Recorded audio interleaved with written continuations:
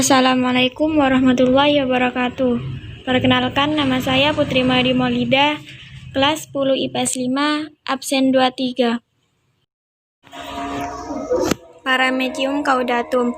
Paramecium caudatum merupakan protozoa yang biasa hidup di rawa, sawah, dan tempat-tempat berair yang banyak mengandung bahan organik.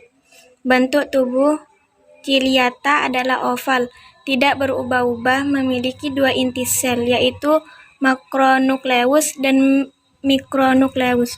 Bentuk selnya seperti sandal.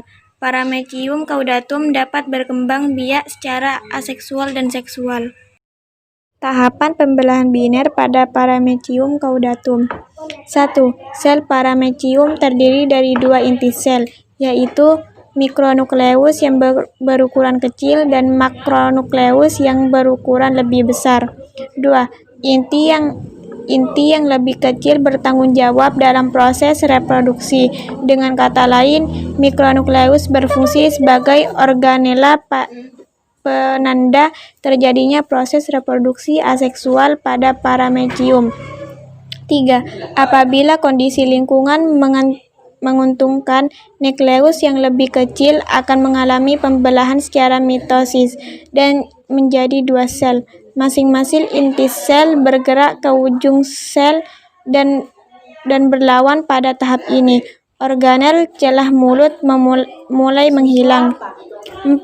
Mengikuti pergerakan mikronukleus menuju kutub yang berlawanan, maka nukleus yang lebih besar juga terbelah menjadi dua secara meiosis. Pada tahap ini, organel celah mulut baru mulai terbentuk. 5.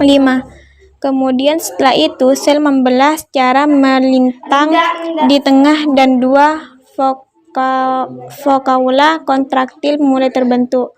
6. Hasil dari pembelahan melintang tersebut adalah dua sel anakan paramecium yang serupa, dan masing-masing sel anak memiliki setengah organel sel dari sel induknya. Tahapan konjugasi pada Paramecium caudatum. 1. Dua paramecium saling berdekatan lalu saling menempel. Kemudian terjadi dua sel saling menempel pada bagian mulut sel. Membran sel pada sel yang saling menempel tersebut melebar dan terbentuk suatu saluran. 2. Pada bagian masing-masing sel terdapat mikronukleus diploid yang membelah secara meiosis. Terjadi 4 mikronukleus haploid, sedangkan makronukleusnya tidak mengalami perubahan. 3. Selanjutnya, masing-masing 4 mikronukleus haploid di setiap sel membelah secara mitosis menjadi 8 mikronukleus. 4. 8 mikronukleus yang terbentuk 7 mikronukleus hancur, sehingga setiap sel hanya memiliki 1 mikronukleus dan 1 makronukleus. 5. Mikronukleus membelah secara mitosis menjadi 2 mikronukleus, sedangkan makronukleus lenyap, sehingga pada masing-masing sel hanya mengandung mikronukleus. 7. Terjadi saling tukar-menukar mikronukleus, yaitu mikronukleusnya pindah ke sel lain, dan sebaliknya. Mikronukleus yang saling tukar-menukar tersebut melebur dan mikronukleusnya terjadi pindah. Jadi setelah hasil peleburan itu, setiap sel memiliki mikronukleus diploid.